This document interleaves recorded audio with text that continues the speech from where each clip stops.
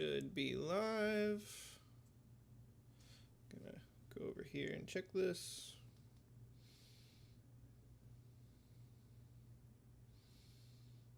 Oop.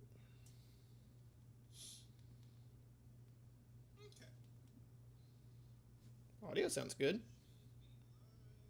Hello, everyone.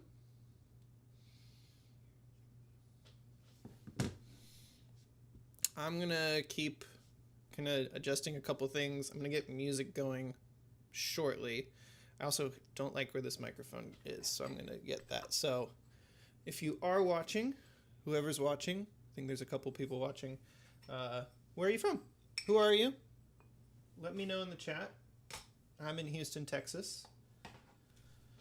It is 50 degrees right now. It's pretty cold. 63. Okay, it's not as cold. It was cold earlier, but yeah, I want to adjust a couple things still. Need a haircut so bad. I want to fix how the stream looks too. I need to do that in OBS.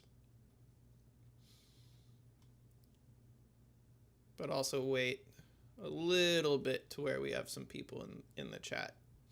Once there's some people in the chat, we'll start doing some talking. Let me see if I can get music going. Let's see. Let's put live stream up there, OBS there, music down here.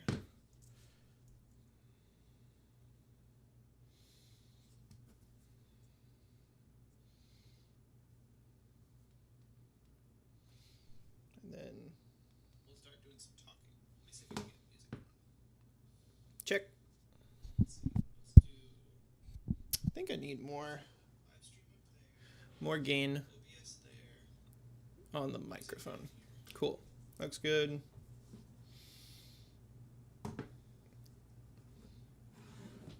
I want more contrast. We're gonna ND down. Let's see. Nope, wrong way. Check. One more, and then we're gonna bring light up a bit more. I think I need more gain. And then let's get music going. Looks good.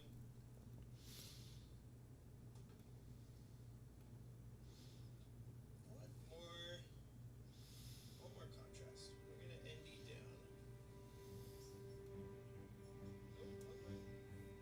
Music should be going now.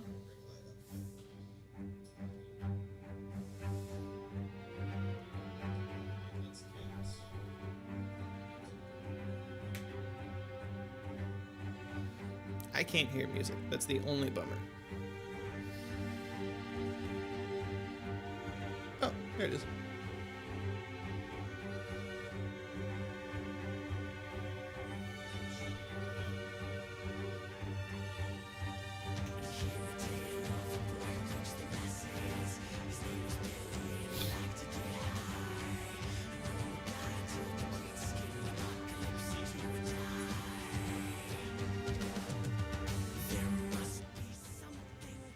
Bringing music down.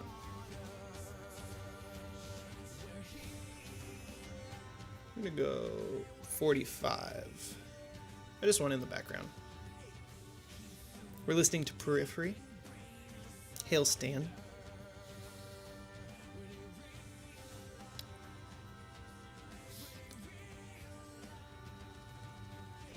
I always wonder, like, my favorite music genre is metal. Should I play it on my channel? Should I do metal things on the channel, or should I not do metal things and just do more approachable types of music?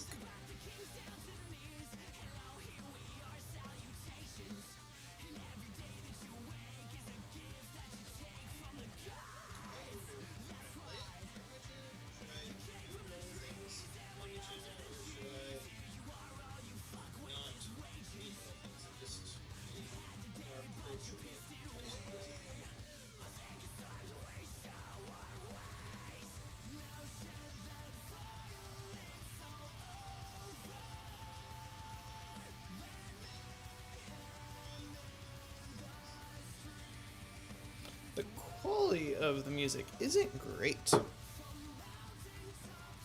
Okay, I wanted to do, what else do I want to do? I wanted to check stream settings. Supposedly we have 6 people watching. Who are you? Hi. Sound off in the chat.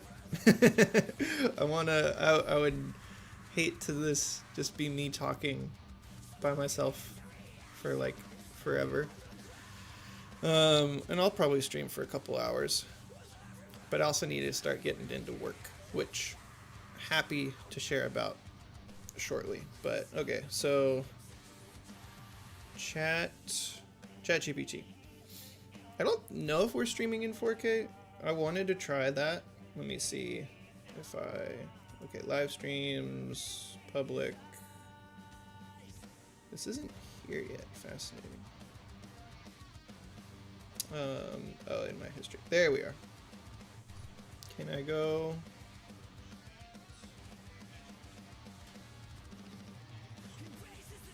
No, we are streaming in 4K. Sweet.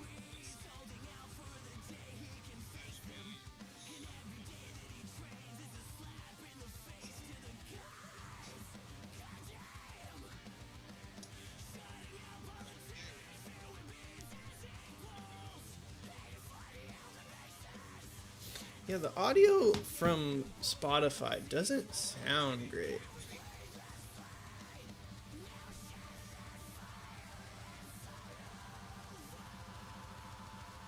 That's mono, that's mono. That's cool. I do not own the rights to Periphery or Spotify, so I don't know if yeah, there's any copyright infringement from putting on Spotify while listening to music. But anyway, okay, I wanted to go to settings in OBS and see what. My mom texted me. Mom, are you watching right now? I'm watching. So is Dad. I need to sign in. Not sure if but yeah, make an account, Mom. Hi, great to see you. Sound off in the chat. Let's see. Okay, we're gonna go through. ChatGPT told me some settings for streaming. Ooh, am I gonna be able to change anything? Okay, output, streaming. Ooh, it says for encoder. Where was that? Output settings. Ultra low latency. Look ahead. Keyframe? ChatGPT is not giving me bit rate. Oh, that's probably what it is. So we need constant bit rate. Bit rate should be 30. Let's try 30,000. Apply. I wonder if the bit rate on stream now will be better.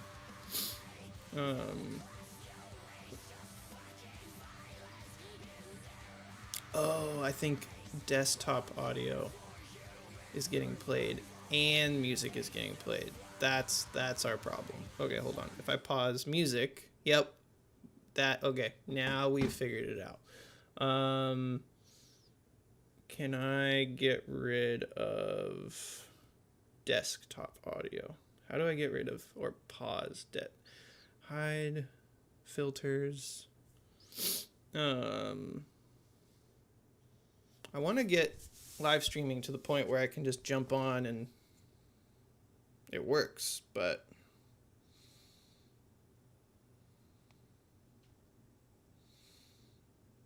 also it's getting hot in here with the light on. I'm gonna open the window.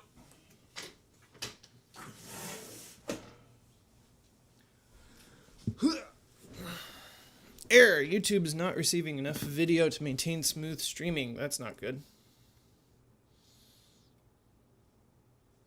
Poor. Settings.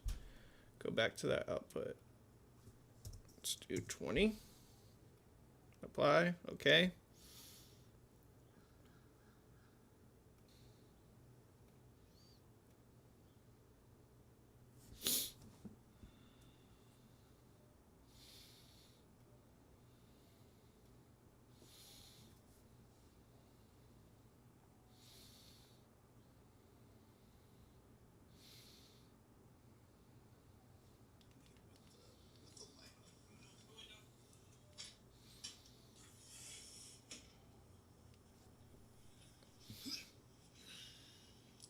YouTube's not receiving enough video to maintain smooth streaming. That's not good. Keyframe intervals. It should be a 2, apparently. Apply.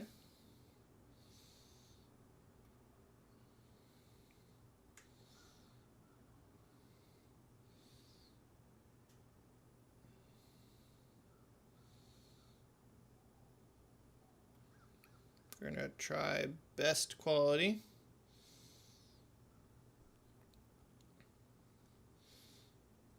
Profile high, apply.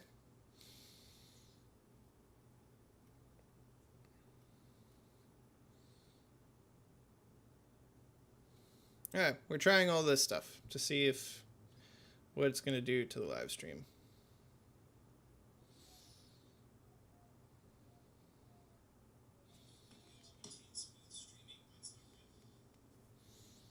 Oop. Keyframe intervals. It should be a 2. We're dropping frames. We're dropping frames. Guess we need to go back to the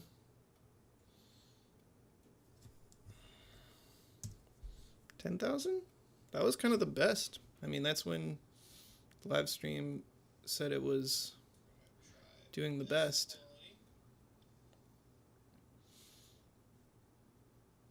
Okay, so another thing I need to do is get rid of desktop audio. Can I mute desktop audio?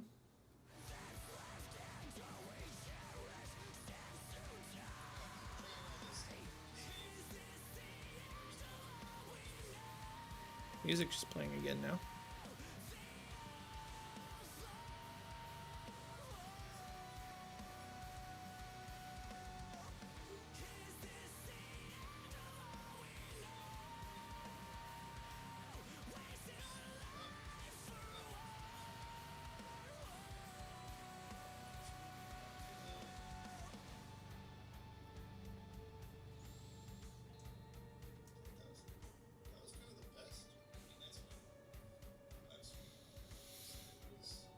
Five people watching. If you're jumping in now, great to see you. Gonna talk about job hunting in a second once I get the stream in a good spot. Kind of experimenting with a couple things right now. Also, I did want to move this guy. That's what I need to do next.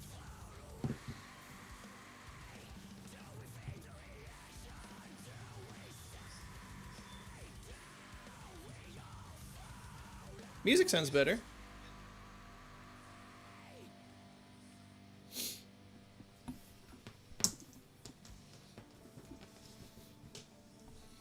Moving the microphone. There, sweet. Now it's out of camera. I didn't like when it was in camera. Need the cable out of the camera now though.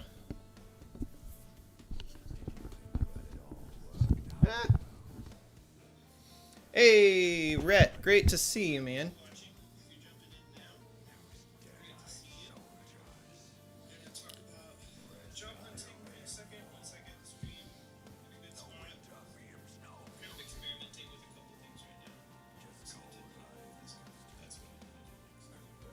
Kind of looked like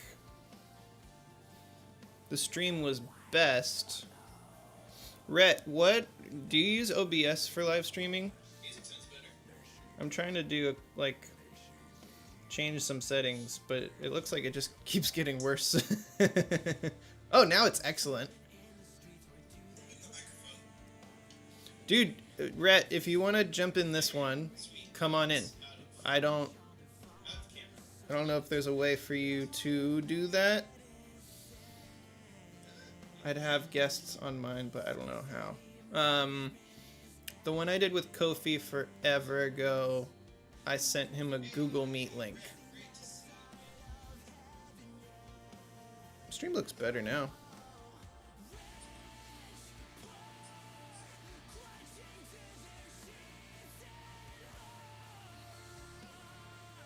Are you available right now, Rhett, to jump on?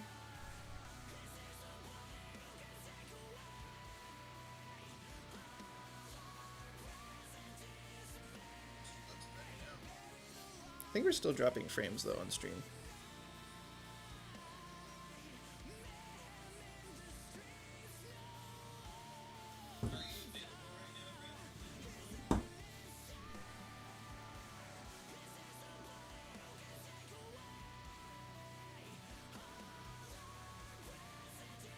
It looks solid, but feels slightly choppy. Okay. I could, haha. Is there a way I could set up something? Yeah, dude, why not? Come on in.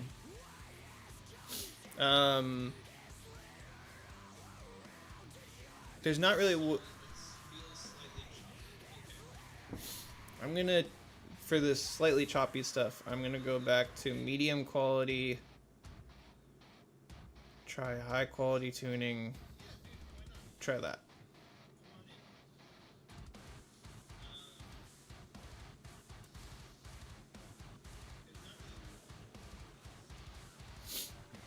And then what I'll do, Rhett, is just send you a Google Meet.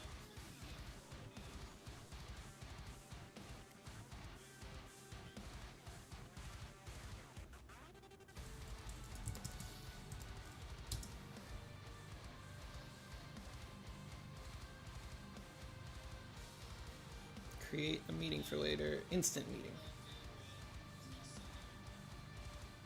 Let me put headphones in too.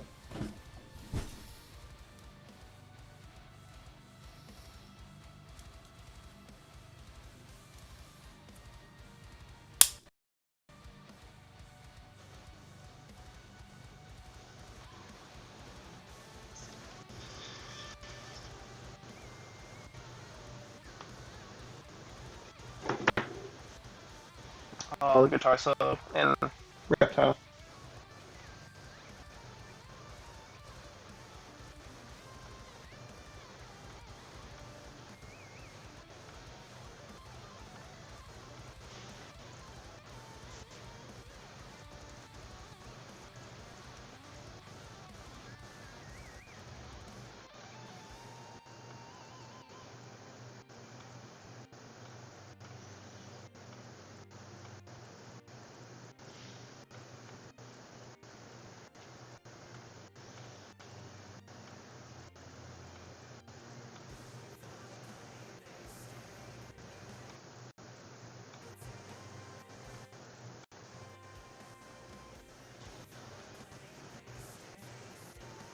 Getting weird. The music sounds weird.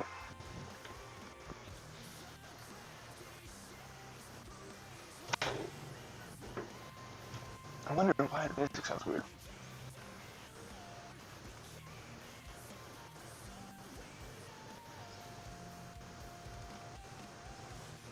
Do I have any filters on music? No, I don't have any filters on music.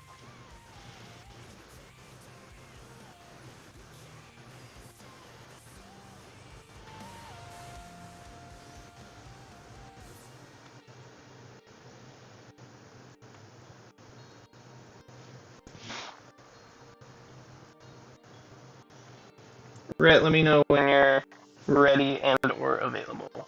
I'll send you a Google Meet.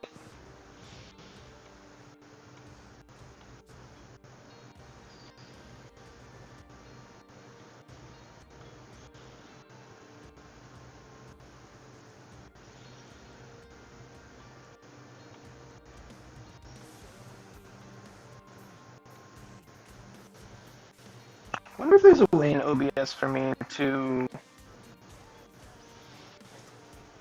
get out of, like, work on a scene without going to the scene. Does anyone know how to do that?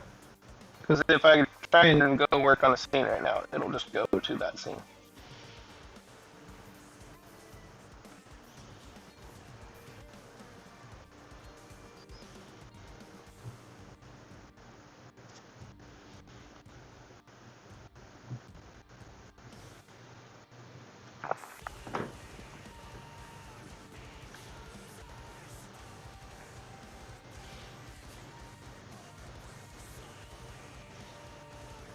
I wonder if it's Google Meet doing the whole audio thing.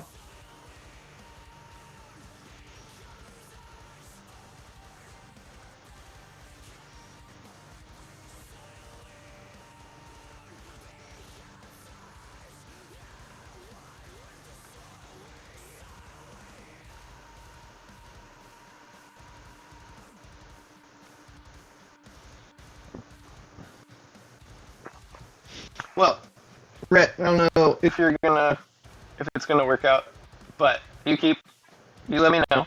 But until then, for those who are watching, which we have a couple people watching, I texted you. Oh, sweet.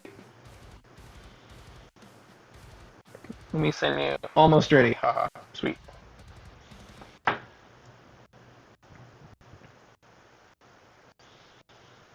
I'm gonna take out one of these guys.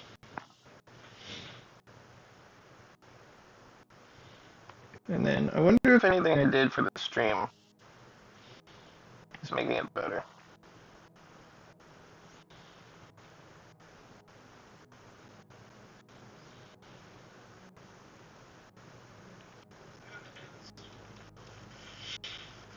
Audio sounds worse now.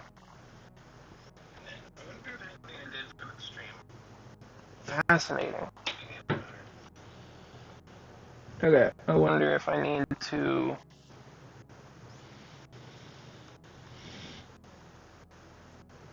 I'm gonna get rid of that thing. That thing was not helping us. Go back to ultra low latency. Rhett, you should be ready soon. I'm checking my text messages.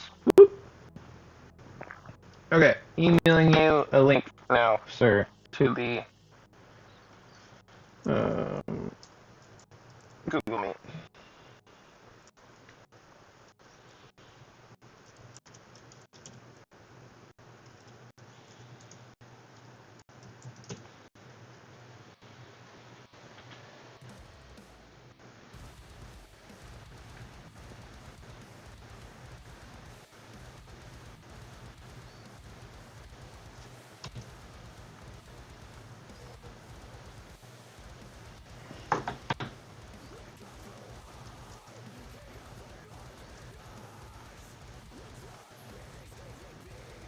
Email sent, Rhett. So you should be getting an email from me.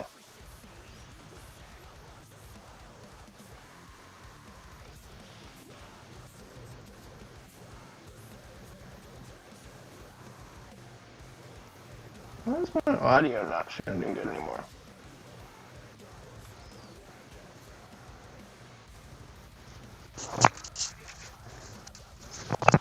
Is that because we're using...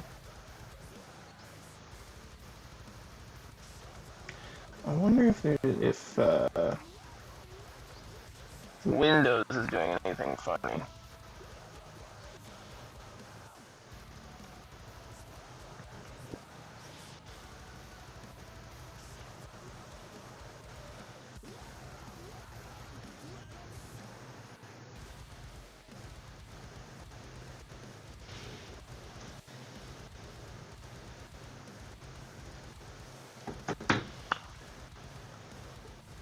Aha!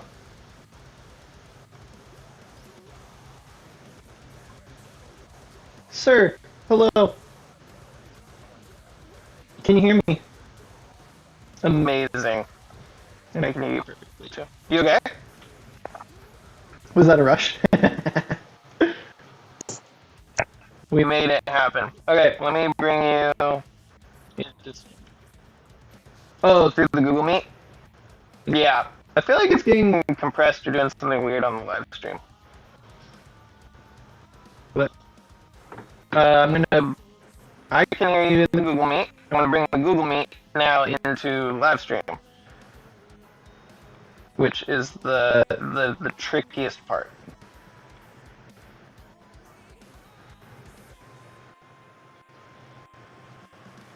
Oh, totally. Which now you are in. But then, so I really want what's it called? I really want see? So there's all this funky stuff that's happening. Looks epic. I can actually see love you. And then I just need to bring in, so in OBS I can bring in your audio. Can you talk for me, sir? I could, yeah. Oh, yeah. Hello. Testing. Your audio's coming in. Amazing. But now it's just adjusting, because for some reason OBS will, like, when I move the browser in the computer, it's also moving it in OBS. So So are you just doing like a screen capture basically, or what? Yeah, I'm just doing a screen capture. Okay. Let Cool. me adjust the. I like Brandon Washington will use what's it called? Ecamm, but I will use Windows, so I can't use Ecamm. Yeah. Because Okay. Ecamm is only for Mac. Gotcha. And that's like the simple OBS. It's so simple. I've seen so many great things from it. Someone just mentioned. I think maybe Dang you mentioned that to me the other day too, and I was like, I gotta check this out. So if I go, we're gonna try this. I'm just gonna set the browser to like the best width, and then in OBS, I'm gonna crop it, transform. Where'd the filters go? Add filter. Ooh, what are we drinking? We have my favorite weekday drink, non-alcoholic Heineken. Oh, nice. Very nice. That's why I'm doing it at 11 a.m. because I'm like, there's no reason not to. It's just basically sparkling water at this point. Oh, absolutely. So yeah, in my old age, something I've decided to only drink on the weekends if possible. Totally. Yes. My ripe old age of 32. Are you 32? Okay, you're only a few years older than me. I'm 20. Well, I feel older than I am. Do you? Sometimes. Properties, capture method. Yeah, this is really helpful for me. I need to get better at like being able to do all this stuff in OBS. What have you been up to today, sir? Just getting things together. It's 11 o'clock here, so I've been up for a couple hours. Just been YouTube stuff, getting ready for some releases coming up this week for the channel. Just trying to, I'm like, I have the chance to get a few videos done, so maybe finally have a backlog, which I have not had for a long time, unfortunately. I've been trying to get a backlog done for a minute, and I'm week to week right now.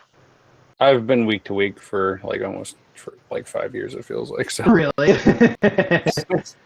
Yeah, the backlog is very few and far between. Like I really can count on one hand probably in my whole time doing YouTube, like how much of a backlog I've had. Yeah. I don't want to stretch myself that way. There we go. Okay, this is kind of looks semi-professional now. Sweet. I should be looking this way. Well, for key, of course, yes. And so I'm facing you. Oh yeah, and so you're facing me. That's fair. Which is like the complete opposite way my computer is. So. Oh, is your computer on the other side of this? But I don't need to look at you. I can also, just look right into the wall. I should totally. Yeah, I don't think there's anyone watching, but that's totally okay. Dude, I'm just happy to chat, dude. Oh, same. Chat like no one's watching. Oh, absolutely. I'm going to crop you a little bit more. Yeah, OBS is great. It's just there's so much. Yeah. It's not user friendly. Yeah, and especially if you're doing like guests and stuff or want to show things, like you definitely have to use it. But I was super lazy with this stream I did recently, and I just like I am now, USB-C into the computer. Nice. Microphone here, and with the new cameras, it just works as a webcam. Really? And so I'm just USB-C with the camera, and then I've got like Nice. USB microphone plugged in, Yep. and that's it, which is pretty nice. But again, if I ever had a guest or literally did anything extra, it would just not work at all. So Oh, totally. but if you want to do something simple, it works, which is nice. So Yeah. Okay. So yeah, I'm content. This is the best it's gonna get. hell yeah. I'm But okay. what about you? What have you been doing today besides just getting the stream up and running?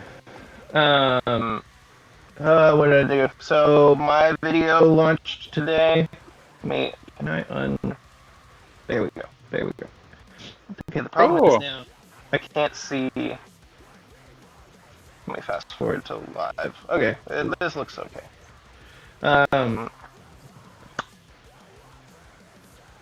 Yeah, that should be good. I gotta go watch your video. Oh yeah, so my video dropped. So I did all the things of, commenting on it, pinning a comment, trying to be a little active on YouTube. It's doing okay. I think it's like a 4 out of 10 right now. Okay.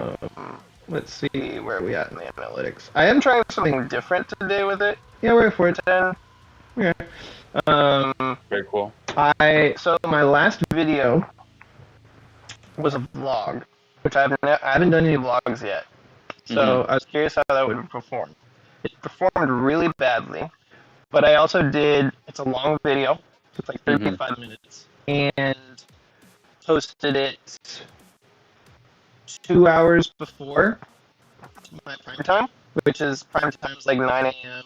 Yeah. Fridays, which I heard is a good thing, but it didn't get any traction till 9 a.m. So today I just posted right at 9, and I think it's going to do a little better that way.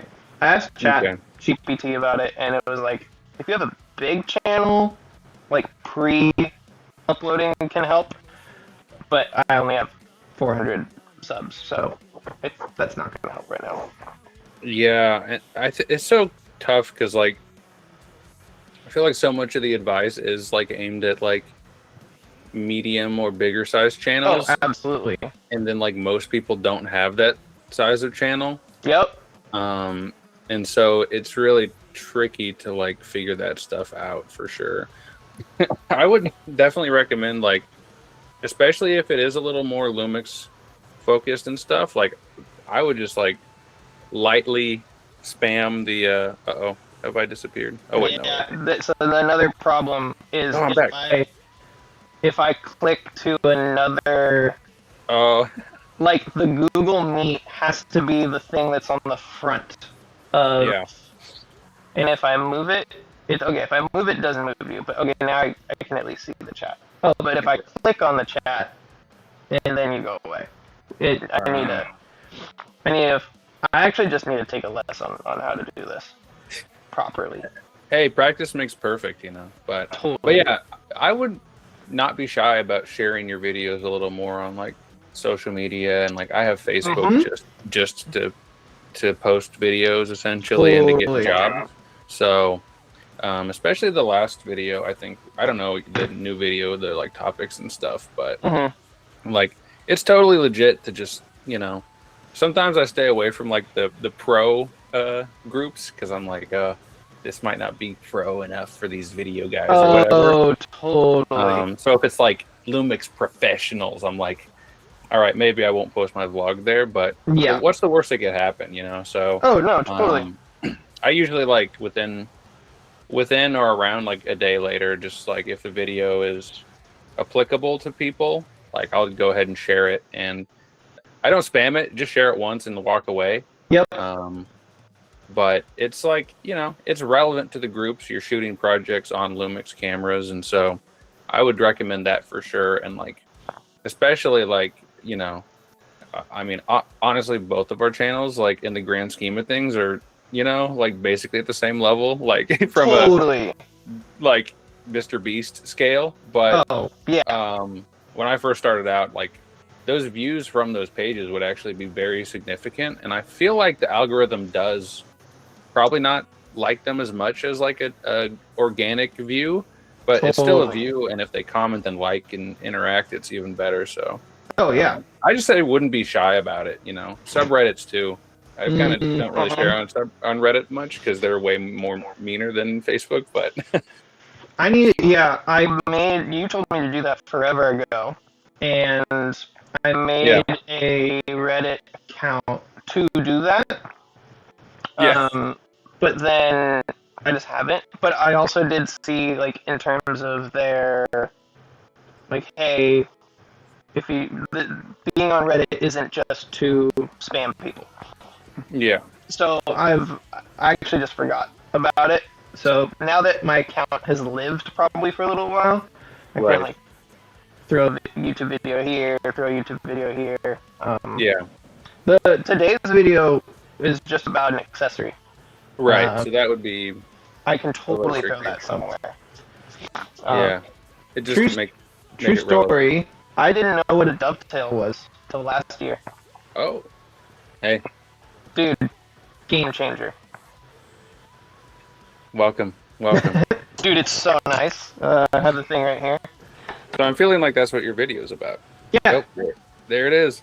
Yeah. So, because I love shoulder rigs. Okay. I love using a shoulder rig, and for the longest time, I would use the shoulder rig and then have just a tripod plate, like a Manfrotto plate, underneath it. But then either you can't put it on because the handles are in the way, or because the backrest is in the way. Yeah. So eventually, I started getting on bigger sets and was like, wait, they're just clipping in their camera to the tripod. How is that working? Oh, they're using a dovetail with a dovetail base plate. And I was like, wow, okay, I need to get on that. There's so many things about like set life and like terminology and stuff like that. And like as someone, I don't know about you, but as someone who like didn't go to film school at all and doesn't really have a formal education, it can definitely be super obtuse to like walk onto a set, and especially because like I keep finding myself as a DP on a lot of stuff, and I'm like, the gaffer and the grips are so much more technically knowledgeable about the lighting and things like that it's like, oh my gosh, like I feel like that's such an easy way to just compound your imposter syndrome in situations like that, where they're, and I'm just like, but like at the end of the day, it's like you ended up there, and you gotta kind of, it's fake it till you make it. But like I think also on set, if you don't know what something is, like please don't pretend like you do, because it's gonna be worse in the long run. So 100%. Brendan is in the chat, which is wonderful. He did say my audio is choppy, but Rhett's is fine. Yeah. Well, that's all I really care about. So. I just turned off the music. Brendan, let me know how that is. I don't. Yeah, let me listen to it real quick. I don't understand why my audio would be choppy. Let me check my. Also, I don't need you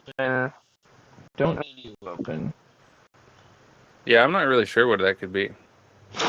I was messing with OBS settings because I wanted to like, okay, I have a solid computer right here, and I'm like, okay, how much can I push the computer? 48. Is Brendan a homie? Do we know Brendan? Oh yeah. Brendan's a homie for sure. He is a avid watcher of the uncensored, now rebranded Creative Fam Live podcast. Which I'm one of the best literally in the wearing game. right now. Right on. Yeah, I don't know who anybody is. Like, I don't recognize names. Like, I have the worst name like memory ever. That's funny.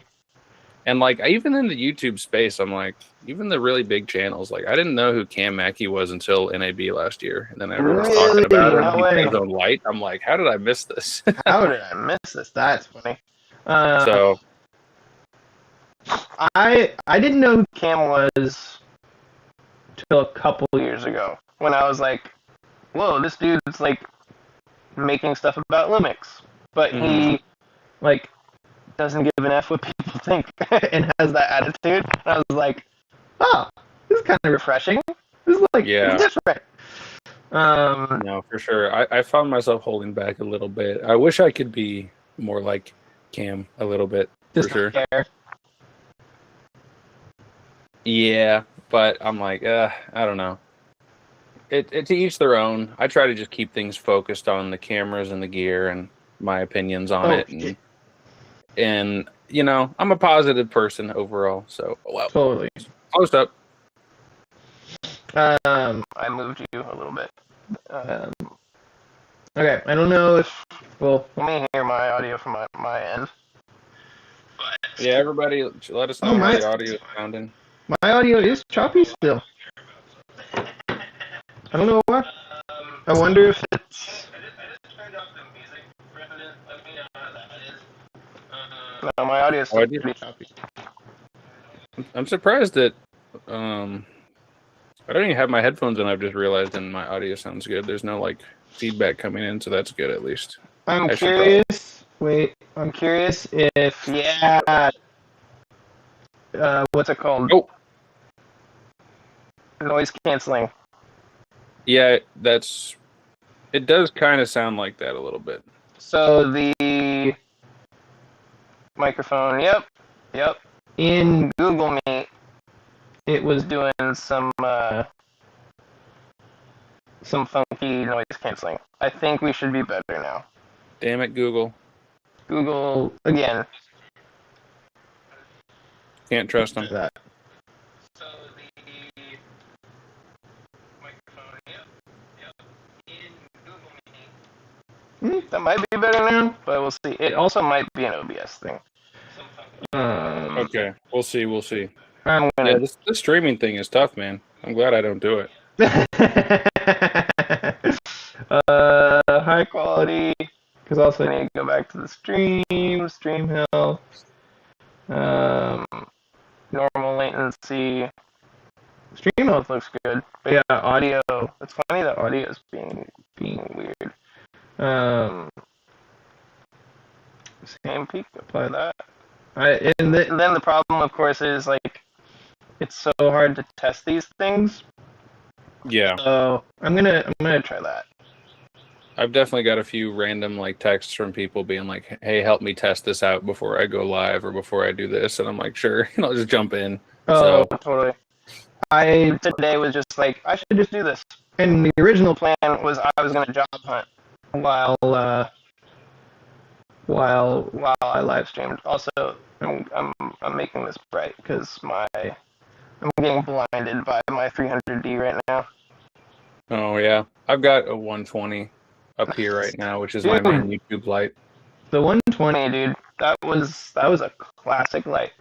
Everyone had that. Oh, and this is like a cheap. No, this is. So to be fair, this is a 120 watt, but this is actually the Ulanzi 120C. So it's RGB with a bones mount. Ooh. COB kind of light 120, and it's got a V mount plate on the back, which is like very cool. Interesting.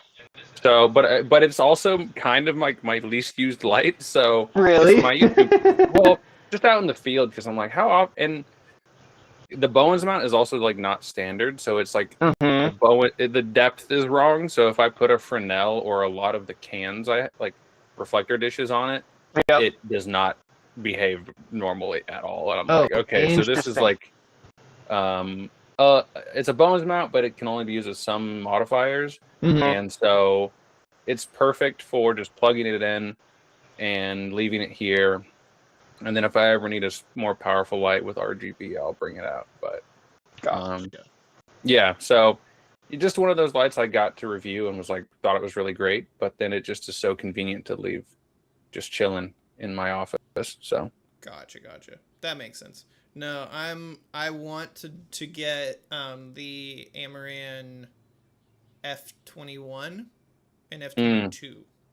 So yeah, I just used F22 a bunch on a set recently.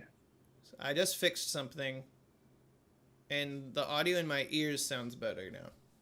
Don't know what I did. in my office. But yeah, my gaffer I just think it's got been fixed. the did it. F22, I think, and we've been using it a lot. Although sound people don't love it because it's a little noisy Which for what it is. Which guy? The F22, I think, right? It's that like panel light, right? It's the square one. Yeah. Bring up So my- I remember we were doing a short film and we put it up, and the sound guy was like, "Can we use a different light?" And we're like, "No, we don't want to do that." Logan, welcome into the chat, sir. This was going to be job stuff, and I will answer your question, but it's just turned to a hang mostly.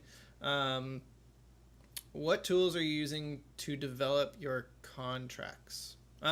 So I use, and there's an affiliate link, kind of. It's just a referral link in my bio of every video I have. I think it's like a month free, so you could use it, Logan, if you wanted to.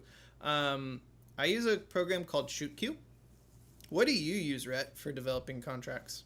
Like you have a client, you need to send them contracts. Yeah. Please tell me you use contracts. I'm all handshakes. No. I got on to Honeybook at like the worst possible time. Yeah. Because right when I started using them, they raised their price, and then they're like, "We're raising our price a lot," and it was like the first time they'd ever raised their price too. Got it. And it's to help us develop all these fun AI tools that I don't use. So that's kind of annoying. But it is great because it is kind of an all-in-one thing. So when I send a contract out, essentially it's page 1, all the contract stuff. Page 2 is the invoice, and then page 3 is how to pay. And they can do a credit card payment or a bank payment. And so technically the contract isn't signed until they put down some kind of deposit, and it's all right there inside one document. And that's pretty handy. There's also some cool stuff like smart fields where if say like you want half up front and then half a week before the event date, when you put the event date in, the date they need to pay the second half by is automatically updated, so you don't have to fill out all that stuff manually. So yeah, there's other stuff too, like intake forms. So like I can just create a client intake form for a wedding or a corporate client or something like that. And they can fill out some basic information that goes right to me, and I can also have that form in the form of a link, so that can go on something like a link tree or can be embedded in a website to take you straight to that form, et cetera, et cetera. So it works pretty good as like an all-in-one thing, but it might be a little expensive for what it is. I'm not really familiar with what you are using though. Can you explain that a little bit? Absolutely. And I'm using ShootQ. I would be open to something else. I've heard a lot of good things from Honeybook. When I first started, that was like the thing to use. I just never kind of got into it. I think at the time it was expensive too. So I was like, well, it's worse now. Can I ask how much it is a year? Well, let me Google it real quick because I just kind of don't think about it too much. That's probably wise. No, so I use ShootQ, and I found it. Logan, I hope you're watching too, because I'm answering your question pretty much now. Yeah, I use ShootQ. I found it because of Art of Documentary. So if you take the Art of Documentary by Mark Bone, their Create and Earn course, there's a section in there. I think it was probably something where they reached out to AOD and was like, hey, we'd love to partner with you guys. Because I think I did get a couple months off or something when I started. But it's really designed for photographers, but it's kind of designed like for weddings in a lot of ways. At least that's like the templates that start with it. Also, Yeah. I brought music back in. Let me know if it's too loud. Would love to pay less. Absolutely. I think we pay about.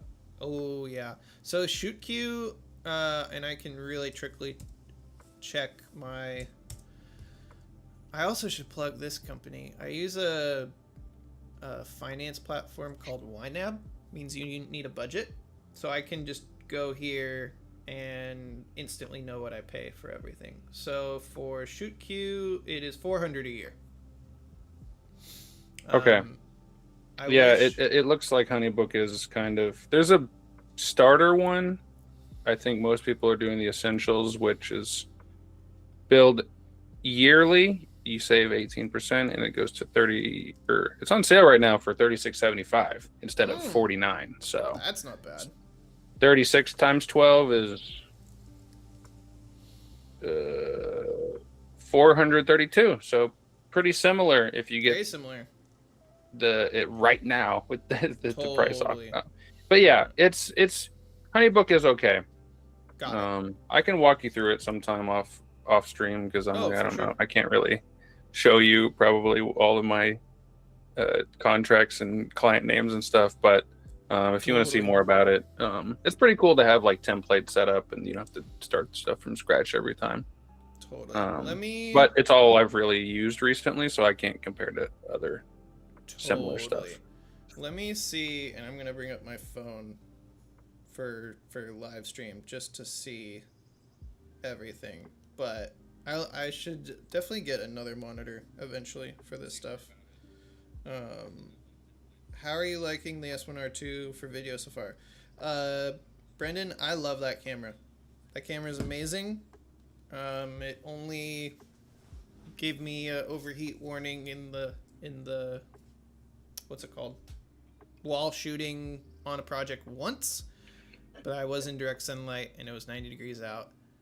But the crazy thing is I put in the shade for a couple seconds, went to 16:9 instead of open gate, and it was fine. But that was also before the new update. But I'm gonna try right now to show my screen for ShootQ because I'm okay. Like there's nothing in here like that's NDA necessary or whatever. So Logan, hope you're watching. I'm gonna bring the chat on my phone up, and Rhett, even though you're not on screen, you should be able to see, or we'll still hear you and stuff. So yeah, this is ShootQ. You have kind of like where leads come in, which is right over here. And then if you have any emails, the nice thing is you can just kind of jump in here, and emails that are linked to stuff are in here. Like say let me go back to, how can I do this? Aha, that's how I can do this. So if I go back. Whoa. Here, oh yeah, the infinity, the inception. Yeah. So say you get a lead, like I have right now on my website, that if you like like fill out the form on the website, it automatically generates a lead in ShootQ with all the information there, any messages or anything the person has, and then I have it automatically send them a thank you for reaching out email. We'll be with you shortly. That now, if I go back to ShootQ, skadoosh. That will Logan still here. That will pop up over here, which we have a couple here, some weddings that my wife is working on. I can then go back to the dashboard, an email will pop up here. If I wanted to just move over to like Gmail, I would just grab, there's like a link that you can CC, and then you could do it there, or you could do it here. But the cool thing is, like, if I go, let's go to an older job, view archive jobs. What's a job I did? Let's just say this one. This was just netting job recently. And if I go over to like emails, these are all the emails I sent. But then what I love about it is in here, I can go over to actions. I could create a quote. I could create a like attached to that quote would be package options, and like all those I can build out in templates. Or templates has contracts, emails, and questionnaires, but then in products and pricing, I have all that stuff over here. And then the nice thing is once it's, let's go back to that job. Let's see, where is it? View jobs, DC, Good Honey. Once that, like I can send them the contract, they can sign it, then an invoice can be populated, and a lot of it, like once you have it all set up, is automated.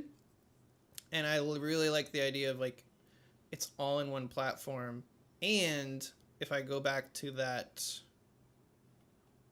doing this all on the fly, let's see, I definitely should make a video about this one day. I can go over to like here, client site, and this is just a link that has everything they need in it and that the client can see. So they can see all of our communications, they can see all the documents, invoice that I sent them. Yeah, I'm guessing it's similar to Honeybook in a lot of ways. Yeah, I mean, I guess there's only so many ways you can do this sort of thing, right? Totally. Honeybook definitely seems like it's like in some ways it feels a little more, I guess, like polished. Like it looks very slick and has like very nice like layout and stuff like that. Nice. But does that really make a big difference? Not really. It's basically all the same stuff. And in fact, a lot of it, that's the one part is like I feel like I have still barely scratched the surface of Honeybook, and I'm basically using like the super basic features that everybody started with, and like all this like AI stuff and like any of the new stuff they're doing, I like really couldn't care less about it. So totally. I do want to similar. Thank you. Oh, of course, Logan. Yeah, if you go into like literally pick any of my videos, I have no affiliate links to anyone right now. So I was like, I should throw something in my YouTube bios for my videos. If you go like just find one, my last video I did, videos, accessory you need. If you go in towards the bottom, you can get 1 month free. I've used the contract feature in Pixel Set before as well. Ooh, interesting. But yeah, I think the big takeaway here is that like everybody watching, you should definitely be doing contracts for all your jobs, even if it's your best friend, even if it's your cousin getting married or whatever. Dude, if you're like, even probably more important in that situation, to be honest. So it's just something that a lot of people neglect, and even the most basic stuff, you know, it doesn't have to be perfectly legally airtight, as long as you get the intentions and the deliverables and the schedules of all the stuff down on paper. It'll protect you and your clients. So super important, no matter, even if you're just making this all up on a Google document that you send to people. Oh my gosh, 100%. And I know, Logan, you do a lot of like portrait shoots for people, kind of on the side. So yeah, even I think I have the second tier for ShootQ. So there might even be a tier here. But yeah, if you go to my last video, the third link down, you get a month free to try it out. I really like it. It is pretty simple, which is nice, but you can get complex with it if you want. What I want to do, I'm just waiting on getting paid by some projects this year, but something I want to do this year is you can go like have a consultation with ShootQ, and they like help you set up all the automation side of it.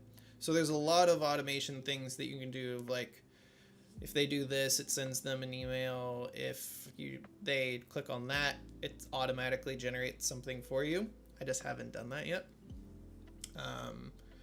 But for contracts, yeah, I didn't do contracts till 2024, and I've been doing video production since 2019, 2018, somewhere in there. And I could have saved myself a lot of headaches from those early years of, oh, I thought you were gonna do this for us, or we thought we could pay you this, but actually, can we pay you this instead? It's just like stuff that's just not okay. Yeah. Those net 30s will kill you. Yep. And yeah, and dude, this year I'm gonna put in, depending on the client, I think generally I am now gonna put in late fees. I haven't had that before. And there was a couple clients last month that like turned into, a lot of them are like church stuff or nonprofits, and they just were late on stuff. So, and I, with certain clients where it's like, oh, you're like, I've worked with you a long time, I want to be careful about late fees. But for general, like first time new client, there is going to be a late fee. If you're past net 30 on something that we agreed to, we're not, you have to pay more. Yeah. It's tough. And honestly, I've had some clients that like net 30 would be awesome. Like I work for one big company that's like net 60, and sometimes they're even late on that, and I'm just like net 90. Yeah, it's one of those things, and I get it because this is like a really big company, and I'm kind of just like, whatever, I've worked with them enough. I feel like they used to be net 32 and like aren't anymore, but that's another story. Oh, interesting. Yeah. But I think like, it's kind of nice sometimes. Like, it's like, oh yeah, just here's a random check for a couple $1,000s, like 2 months or later, and you're just I forgot I did that job at that point. But if you're waiting for the check and you are trying to make a purchase or something, it's definitely not ideal. So yep. I think that's also something, like I didn't do 50% deposits for a while, so I'd be waiting on like $3,000, $5,000, because it was just 100% at the end of the project. And then of course, if client wanted more revisions or extra work, it was like, oh, I haven't been paid in 2 months. I can't, like, as professionals, we can't live like that. We need to we can't just wait for these giant checks for a while. Bren did leave a question, and I'd like you to answer this first, Rhett. I'm working on a dream Lumix cinema camera in Blender 3D model video. Wondering what you guys would like to see in a cine body visually, and like ergonomics and stuff. To finish out Logan, like the question about contracts and stuff. Yeah, everyone use contracts. Honeybook's a great option. ShootQ is a great option. Logan, if you want to like jump on a call at some point and talk through ShootQ more, and I can not worry about a live stream, happy to do that with you. And then I can even show you some stuff that's more private in there. As I was doing that, I was like, oh, wait, I don't know if I should show that. Move on. So, Rhett, Lumix cinema camera, the S1H2. This is a tricky one, because Thomas, I'm thinking. I'm not like a big cinema camera guy, I have to say. But not that I wouldn't love to be. But as someone who does so much different types of work, from run and gun video to photos, sometimes both of those things on the same gig, and then wants to go to like a more commercial setting or music video or short film, which could benefit from a cinema camera. I just could never invest in one myself because it just felt too limiting. And so then I have to think, well, let me look at like what Lumix has done in the past. We've got everything from like the box cameras, which are not particularly ergonomic, but are great to get rigged out. And then you've got stuff like the VariCam, which is very classic cinemalist camera. And then even like the EVA1 or the EVA1, which was probably the closest thing. I'm going to say probably the EVA1 is going to be a really great reference point, because it is a cinema style body, but you've got a grip, you've got a top handle, an optional top handle. And so, would an L mount mirrorless version of the EVA1 be a good S1H2? Maybe. Mhm. Because I think the S1H2 isn't going to be a full cinema. I think it's going to be that video cinema hybrid. Mm.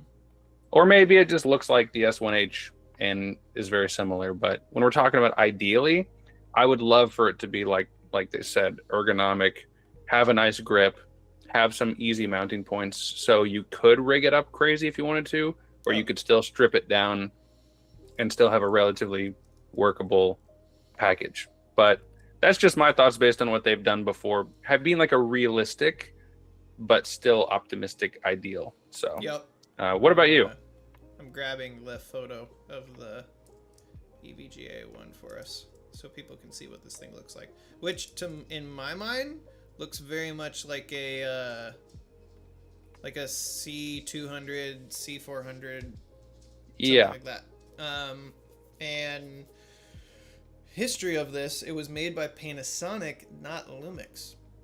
right. So Lumix was, I believe at the time, like still making their Micro Four Thirds cameras, probably GH5, GH4, somewhere in the year.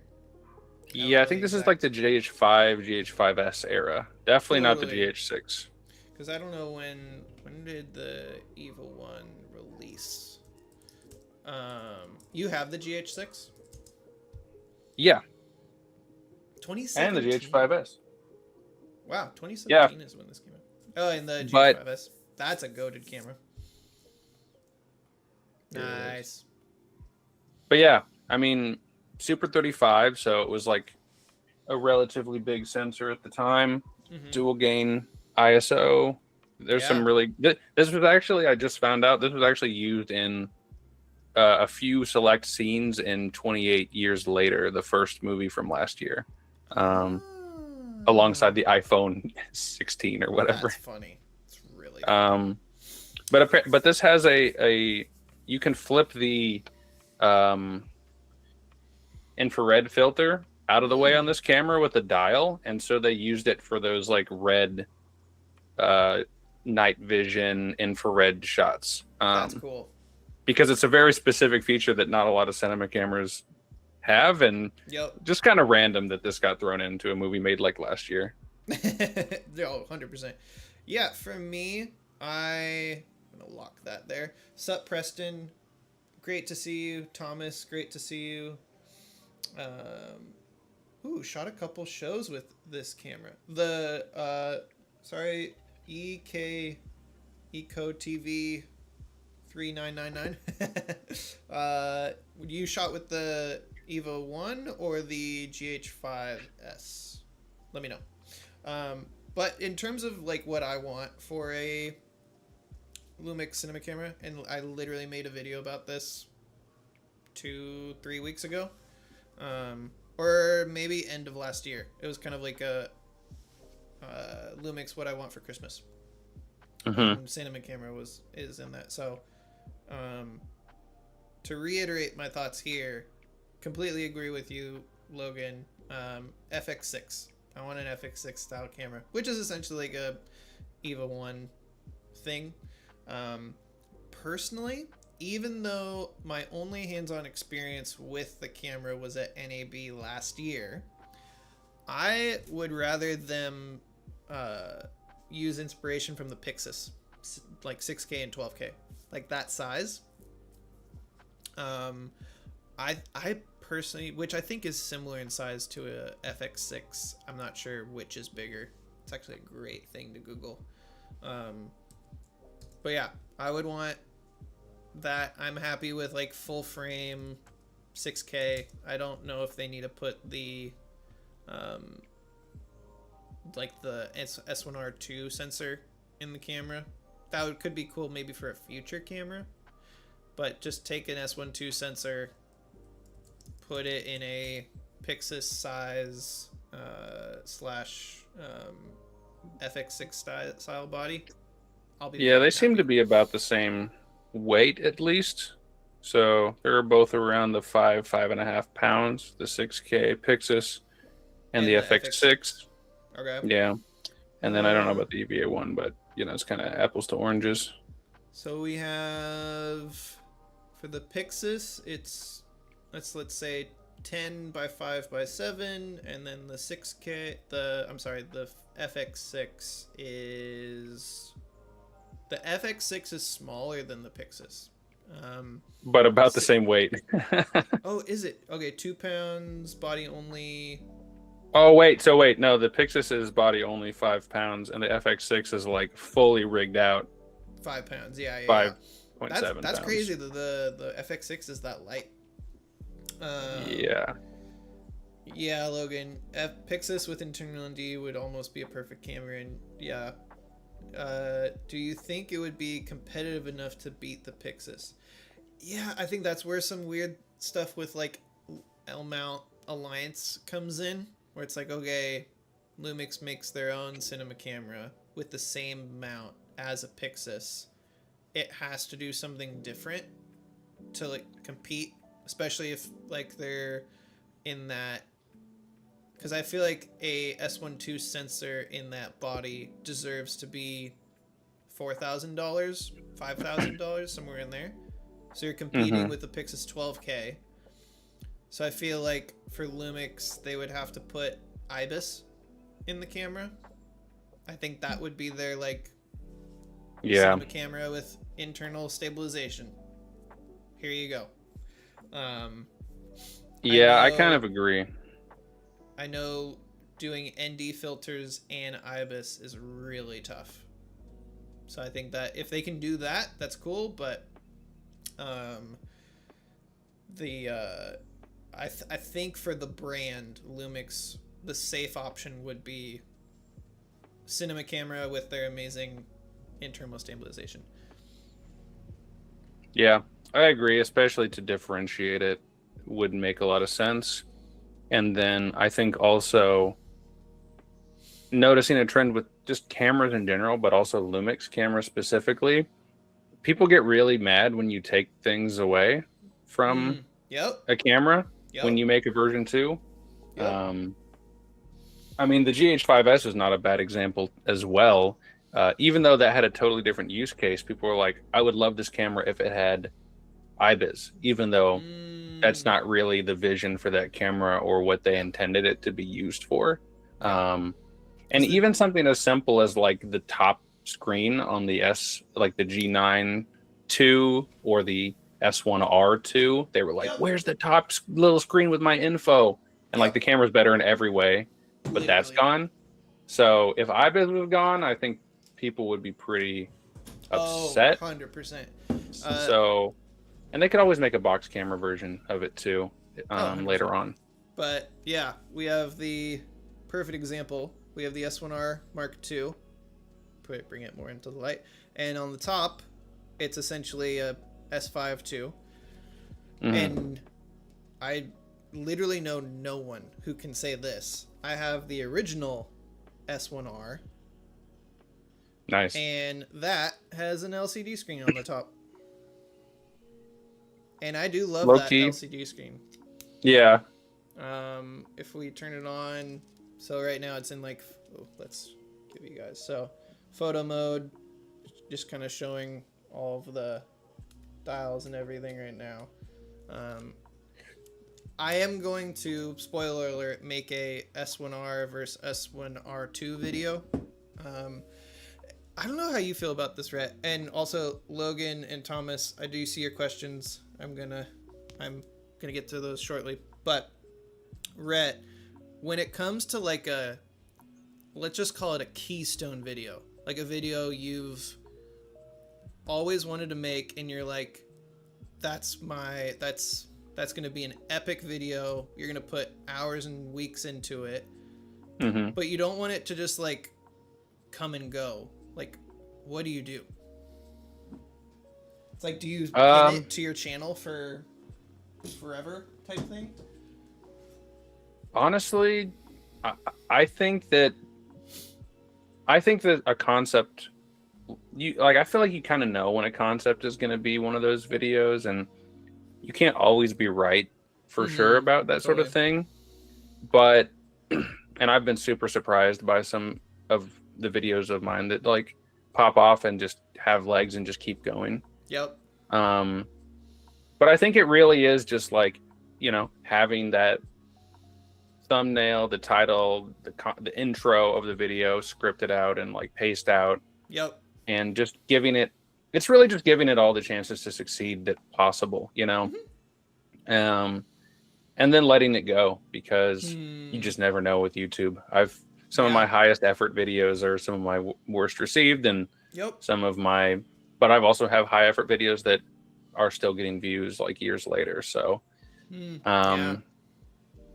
yeah, but it is scary on YouTube, because like when you're reviewing something you really like or are passionate about, it does kind of feel like you only have one chance to get it right, you know, and you're like, oh, 100%. if I make this video, then it's done, and like I can't just review it again or do this video again, but you still kind of can. So totally. It's like in some ways the video I have in mind for that S1R2 versus S1R is like almost a short film in a way, and I'm like, I'm just gonna have to make a video the next week and the week after, and I'm just gonna have to keep going. And I'm like, I want that video to like have like, this is what it could be and what it is, and I want it to have its glory.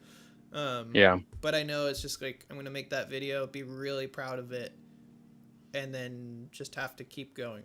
And I'm like, oh, what do you do in those ways? I might make a playlist of like Keystone.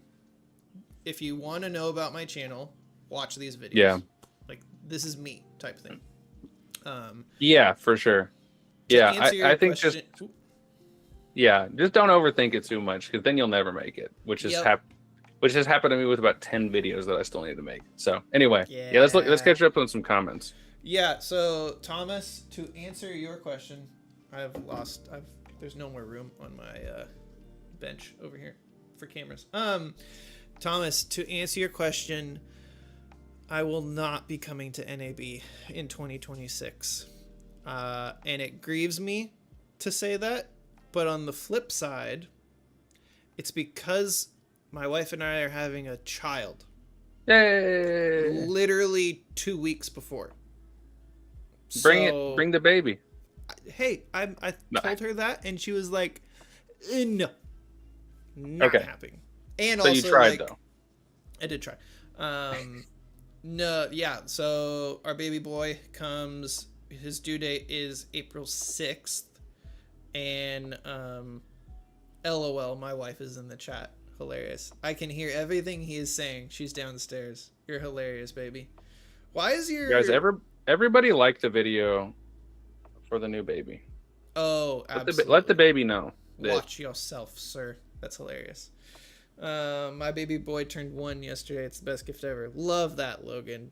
Love that. Also, Logan, you always speak really positively about your kids publicly, and like I want to commend that and appreciate it. I think it's really easy to like, I don't know, like rag on your kids publicly or like, speak negatively in these spaces. But Logan, you always speak really kindly of your kids, and I really appreciate that. Shout out. Yes, Chloe, we need to fix your, I have no idea why my maiden name is on here. We'll fix that. We'll fix that eventually. But yeah, Thomas, I would love to come to NAB, but yeah, with the first 2 weeks after having our first child, I want to, spend time with him, spend time with my wife, take care of my wife, all the things. That's a reasonable enough excuse, I guess. Hey, Thomas, you can always jump into the uncensored podcast live streams and get a good 40-50% of the experience right there. So also fair. I know Brandon's gonna definitely be live streaming this year. I am gonna try and go. I haven't figured out what. I want to go to either Cine Gear or Build. That's like, if I can't go to NAB, I'm gonna try and either do one of those two. And then another. So yeah, that is it, Thomas. I was really looking forward to like last year NAB was me just kind of being a deer in the headlights of like, oh my gosh, this is what NAB is. And then like me and because Matthew dang you brought me, so I'm just like glued to him being like, what is this, what's happening? I remember at In and Out, Thomas, you just coming up, I'm like, oh, this guy's nice. Oh dang, he has like 20k subscribers. And then like meeting you, Rhett, at In and Out as well, I was like, oh dang, like these are guys with like pretty successful channels just out of nowhere. So I'm like, this is really cool. And then also being able to keep in touch with all of you guys. Yeah, that's where we met. So I'm glad we kept in touch, kind of. Yeah. And I think it took a while to like fully like maintain any level of contact, but it's been cool. And 100%. yeah, I met Thomas there as well, and I knew Matthew before, and he helped me out with a lot of stuff because I was just as deer in the headlights as you, and Matthew kind of hooked me up and let me know what the deal was. I still don't know what I'm doing, so we'll see. I think I am going this year though, so Are you gonna go? we'll have you there in spirit though, and Please. next year you'll have to come by again. Oh, absolutely. I'll bring a child. Very possible. He'll have Did earmuffs the on. kids get in for free? I don't know if they had any info on that on the website. I have no idea. That'd be really funny though. But yeah, would love to go next year. But then yeah, gonna try and do build, because that's a couple months after he's born, so that'll be Sweet. a lot easier for us. And then probably my wife and I will go as well, which would be even more fun. But yeah, Awesome. maybe if Brandon does a podcast, maybe if Matthew does a podcast, I'll try and jump on as a guest in some particular way. Other things to mention, Logan, Blackmagic autofocus. I saw something about that today, like they did an autofocus update. Need to look into that. And then Yeah, I need to talk to Blackmagic more. I haven't used that much of their stuff, so I want to pick. might be time to send some emails. I just don't have the money for it right now, and I'm kind of waiting, hoping that Lumix maybe drops a cinema camera this year. I feel like they could do it this year. Higher possibility probably of next spring, but I think it could happen this year.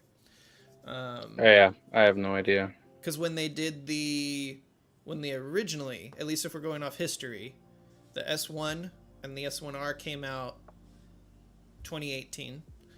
S1H came out 2019. So it was kind of like they kept their momentum, similar to if they'd done, I don't know when the GH5S came out. Maybe that was a couple years after the GH5. Well, yeah, I'd be curious. Yeah, I think I've been saying in the comments, like, I have no idea what's going on, but if, like, I don't think I would put money on this year or next year, but if someone, like, forced me to pick, I would maybe say this year, but I have no idea. I think they have the momentum, which is nice. Yeah. But it also could be a lot for them to drop 3 cameras last year, and then a cinema camera this year. But also, they had a lot of time. I know COVID, I think they publicly said this. I was never told this in private, but I'm guessing COVID kind of pushed things in their development cycle. So my guess is they could do it. I think they've had enough time to do enough. Right. But, Brendan, what you were mentioning too, the old battery of the S1, S1H, all these things, this thing was huge and had such good battery life. Yeah. I do like that all the new cameras use the same battery because, like, the GH5S, GH6, GH7, S9, and S12, my 5 cameras, all use the same battery. And even if you have the old cameras, like the GH5S, they've got slightly different batteries, but they can take the new batteries and get a little bit more capacity. So, it's a kind of a win-win, except the batteries are not quite keeping up with power consumption. They're kind of going a little bit, lagging a little behind. So That's why I use V mounts and stuff so much now. Dude, Yeah. I love V-mount. Going back to what you said earlier, that's like a big reason why I prefer cinema cameras. Yeah. I like having V-mount. I also generally, I've gotten a lot of random jobs where it's like, hey, can you do video and photo? And for that, I'm bringing the S1R2 and I'm bringing a 24-70 and an ND filter. Mm-hmm. That's it. Yeah. So those jobs are great. But if it's like, for example, next Friday, I have a job I'm DPing, and like we're renting a Dana dolly. I'm gonna bring lights, and for something like that, Well, I want a large camera that has weight to it, and like a large monitor and V mounts, so I never have to turn the camera off all day long. Especially if I was using a camera with SDI and not having to like always do SDI protocol all day long. Not to mention, there's no, like, generally those can have bigger media, and then there's no worry about overheating in any way, like if you're using a Komodo or anything like that. But yeah, a big reason why I want, if there, like, it kind of becomes likely and I did have the money that like a Lumix cinema camera isn't coming out next year, I would probably grab a Pixis 12K so I could rig it out and have that as a, when I'm DPing a project, I can use that big camera. And then also, it, like, if Lumix does come out with a cinema camera in the future, like, that can be for another aspect. But to the idea of the video you and I have, one of the main reasons I didn't get the S1 is I'm waiting out for a cinema camera. Okay. Valid. And that will be in that video. Sick. Also, I know you ignored it because you're a Micro Four Thirds hater. But we had a very good comment earlier. Let me find it. Did we? I missed it. And then after this, I need to start wrapping up. Same here. Was supposed I to think work it was today. Brendan said, where is it? It was something along the lines of, all we really need is a new GX camera. Ooh, as in like GX85 or something. I did. So see that. true. That was way up here. If we get the S1H2 or whatever the S1H successor is going to be, I feel like it is just going to be S1H2. Who knows? They like their twos these days. Yep. But like a GX85 2, there it is. I wish I had my GX85 here.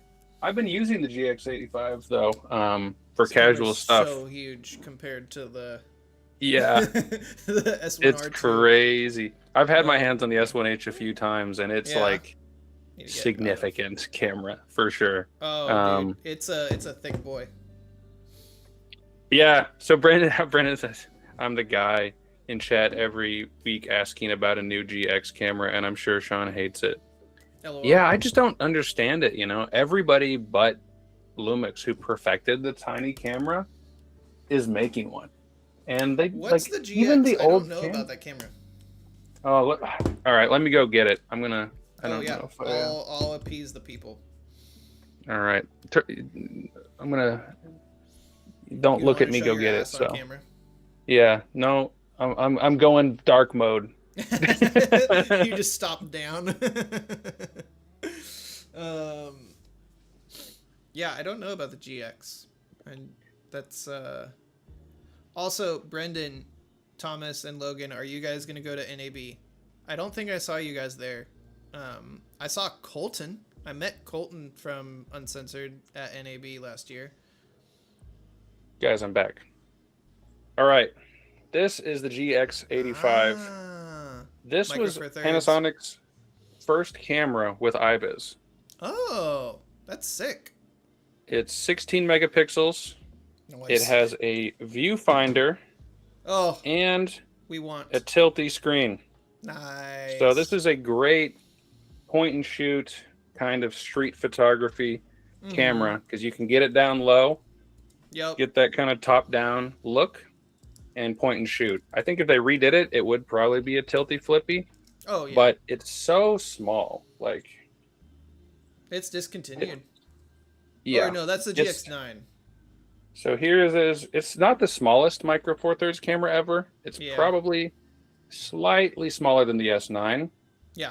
But this is what I've been saying is like put a micro four thirds sensor with a mechanical shutter in something like the S9 Mm-hmm. and let us have some fun. God damn it. Because there's so many great micro four thirds lenses like this 9mm here. Yep. 9mm, 1.7.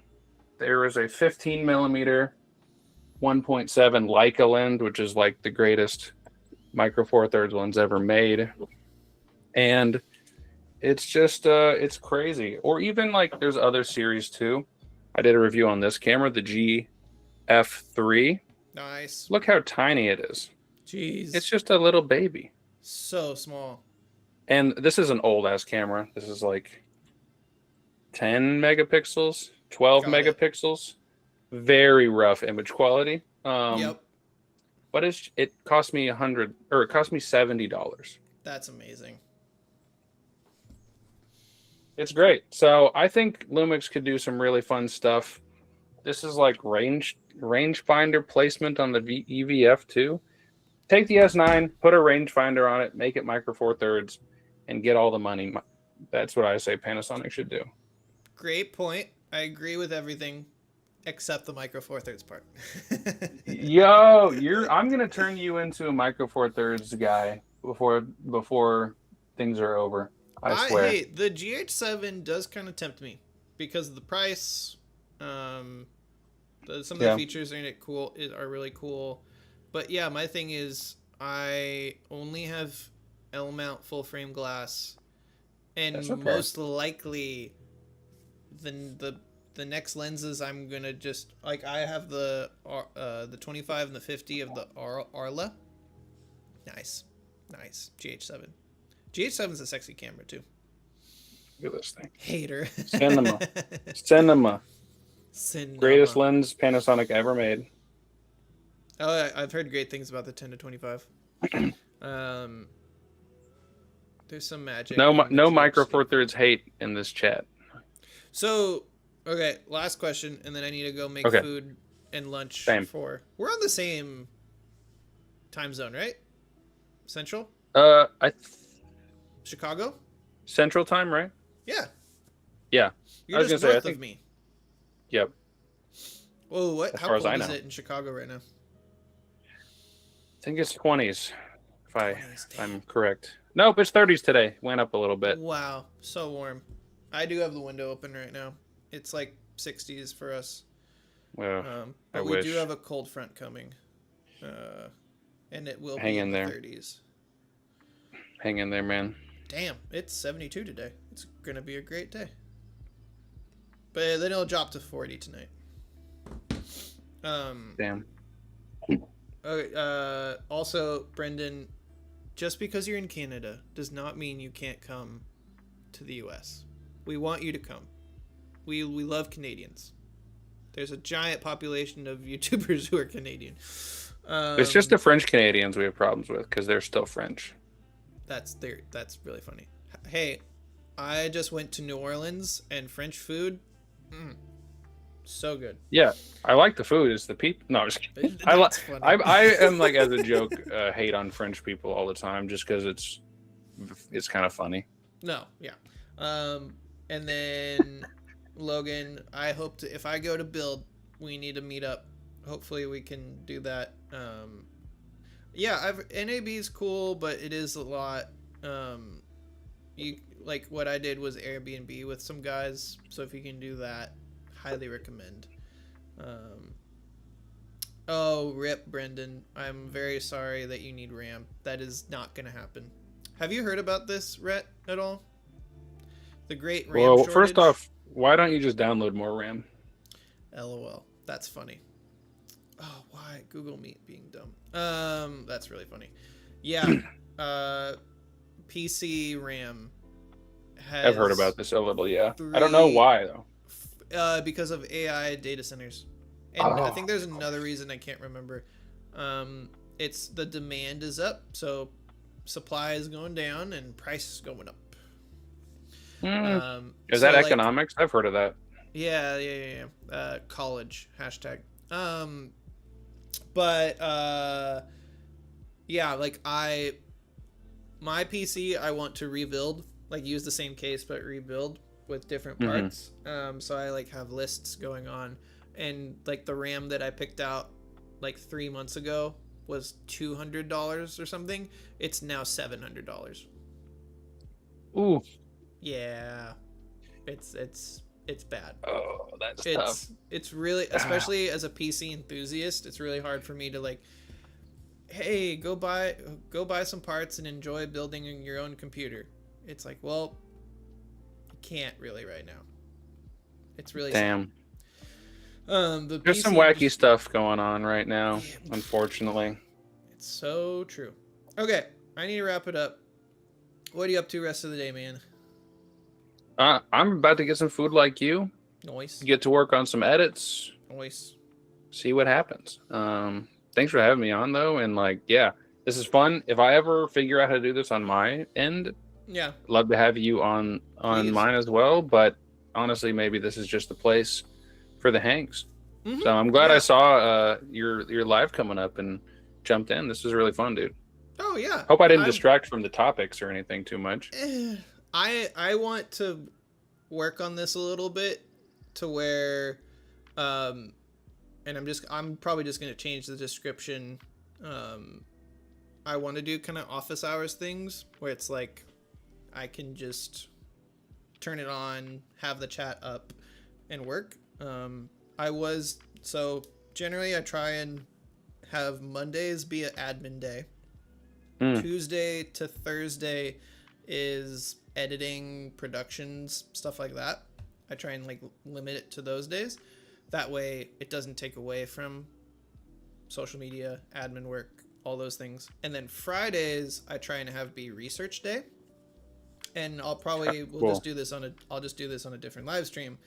But like today after lunch I'm going to spend probably multiple hours, if not the rest of like till 5 today, looking for companies and clients to like reach out to, because it's like in terms of prospecting it's really hard to like it's also just not efficient to find, like say like I want to work with a lot of restaurants in Houston.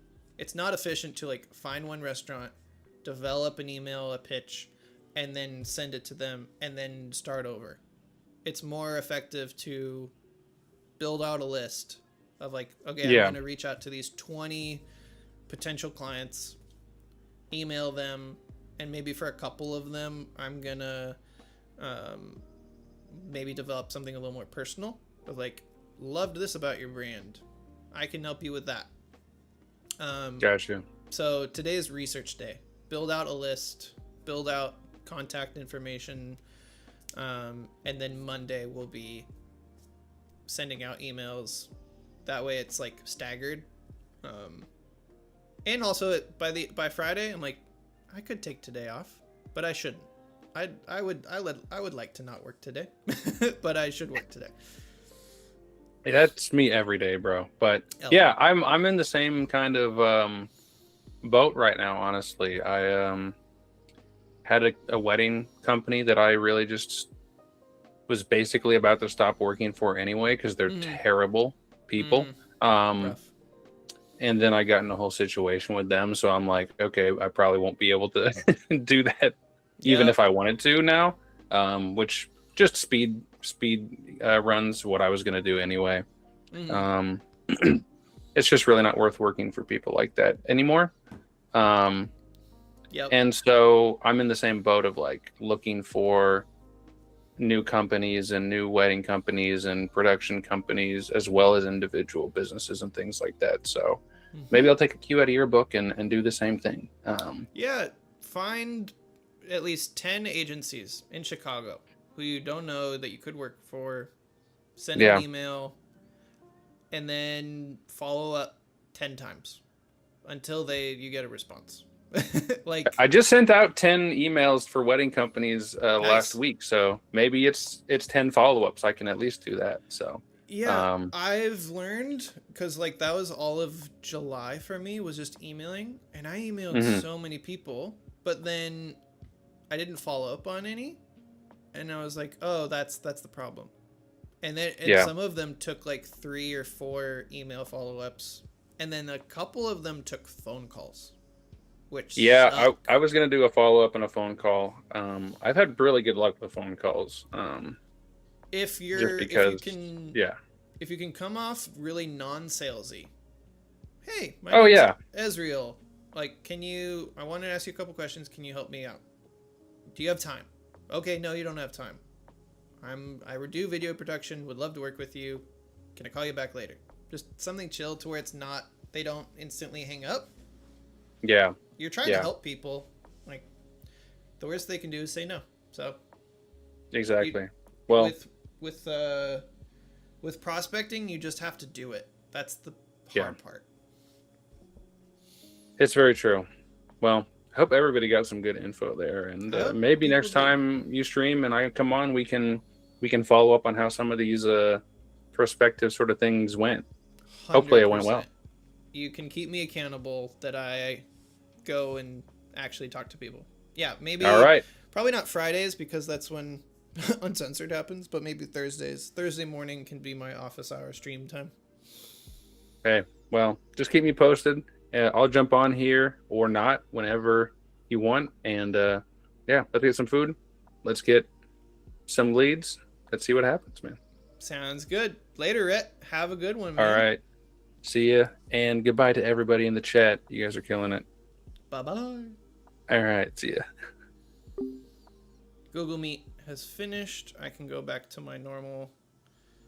There it is. Normal thing. All right. Yeah. For those who watched the replay, we didn't get to the main topic that was originally going to be here of like job hunting and stuff. And I really do need to figure out a more streamlined way of